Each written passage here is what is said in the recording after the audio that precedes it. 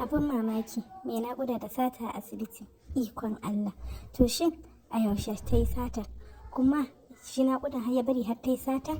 Kuma me za ta yi da abin da ta sata? Ku biyo mu don jin yadda wannan labari zai kasance.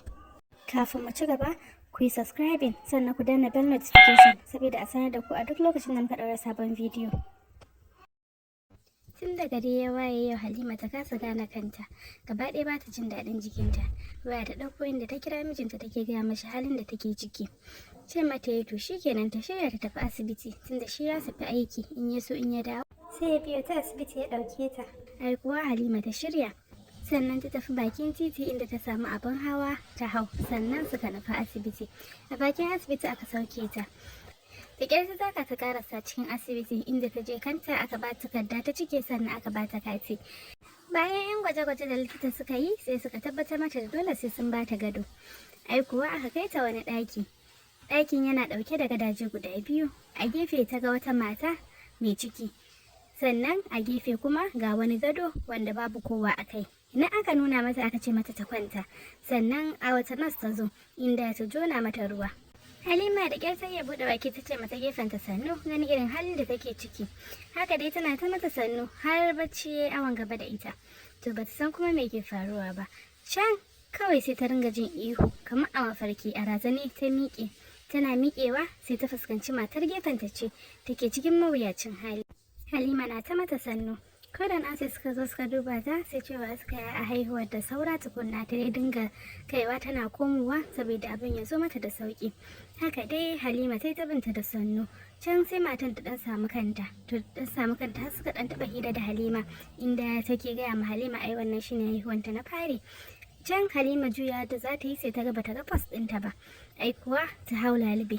Daga filo ta yi ta duba babu komi, sannan ta shiga ta je ta ringa duba cikin durowoyin asibitin, kila ta ajiye cikin zafin ciwo bata sani ba, amma ina duk da haka bata gani ba. Haka ma har makwabciyar ta mata ta yi ta duba post din, still dai ba post ba alamun post.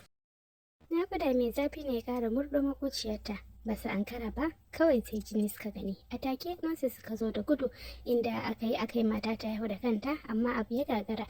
A take aka yanke shawarar yi mata aiki. Aiko aka nemo mijinta inda ya zo ya sa hannu sannan kuma ya biya kuɗin aiki.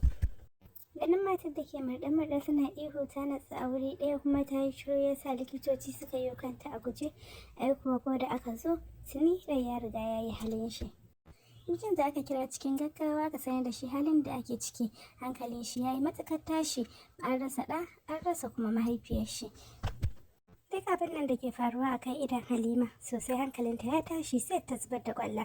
Dan gani take yaushe suke zaune ita da matar suke hira, yanzu har shi kenan an ce ta mutu. Kai Allah, duniyan nan ba komai ba. Lansis ne suka zo ci bangawan matan kamar yadda mijin ya bukata. Kowa ana ɗago ta sai abu ya sako daga jikinta.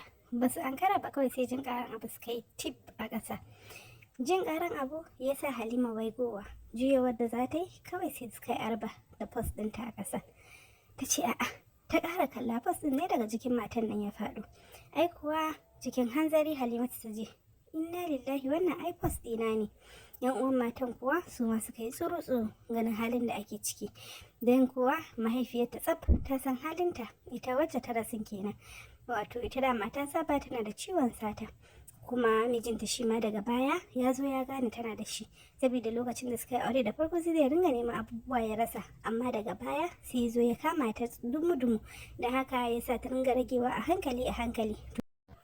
Gashi yau shi ne ranar ta na ƙarshe a duniya, ta yi sata, ita ma bata san cewa za ta mutu ba. Ashe lokacin da aka kawo Halimatu ɗakin, ita kuma tana tsaka da naƙuda. Lokacin da aka zo aka yi wa Halimatun allura, aka sa mata drip, ashe har da na bacci a ciki.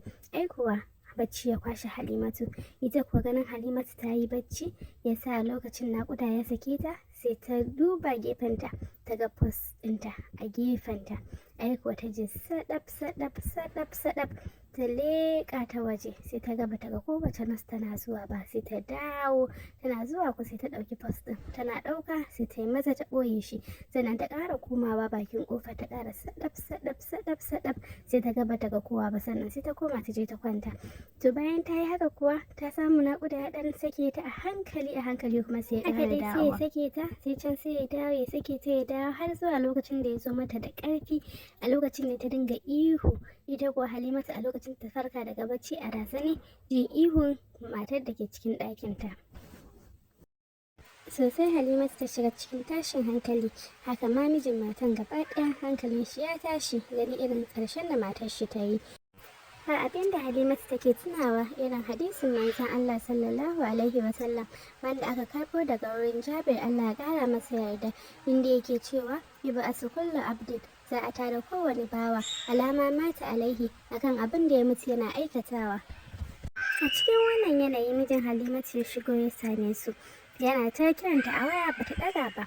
Gaba ɗaya hankalin shi ya tashi har yake tunanin in ya zo zai idan ya same ta ya tambaye ta me yasa bata ɗauki waya ba. Ganin halin da take ciki yasa hankalin shi ya tashi, a gaggauce sauri ya zo inda take. Me ya faru abin da ya dinga tambayar ta kenan, ko dai jikin ne. Kasa magana Halima ta yi ba abin take sai kuka tana nuna mashi gadon da matan take. Ai kuwa a take mijin matan ya nemi yafiyarsu, ya nemi su yafe ma matar shi. Sannan Halimatu ta cikin hawaye ta ce ta yafe mata, ba abin da Halimatu take sai neman mata yafiya wurin Ubangiji. Sannan yan uwan matan suka tafi da gawarta. Yau kwana 3 kenan tun bayan faruwan wannan al'amari. Halimatu ta shiga tashin hankali, duk sanda ta juya ta ga gadon mata sai hawaye subuce mata, ba abin da take sai neman mata gafara wurin Ubangijinta. Halima kullum jiki jiya yau, ganin jikin ba sauki ya sa mijin da likitoci suka yanke shawarar maida ta gida don ta ci gaba da jinyarta a can, daga nan sai likita ya ringa zuwa yana duba ta. Shi yasa a kullum ake so dan adam ya dinga rayuwa a duniya kamar matafiyi, domin duniya ba ta da tabbas, a kowane lokaci za mu iya tafiya. Sannan a kullum mu zama masu kyautata ayyukanmu, sannan mu zamo cikin masu azantuwa da abubuwan da ke faruwa a cikin duniya. To, wani darasi kuka koya a cikin wannan labari? Ku rubuta mana a comment section.